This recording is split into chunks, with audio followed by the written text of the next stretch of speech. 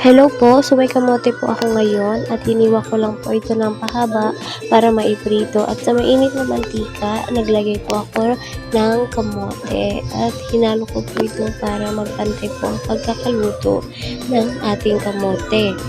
Pasensya na po kayo kung maingay po ang aking background dahil may nagpapa-music po sa kapitbahay.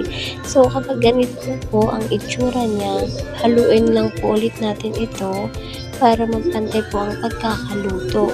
At kapag sa tingin nyo ay medyo luto-luto na, lalagyan na po natin ito ng asukal. Ang paglagay ko lang ng asukal ay 2 kutsara lang po.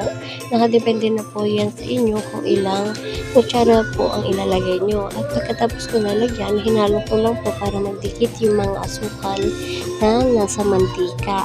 At hintayin po natin na dumikit at haluin po natin. At kung sa tingin nyo ay pwede nyo na po itong tanggalin. Yung sa akin po ay pwede na, kaya inalis ko na po ito sa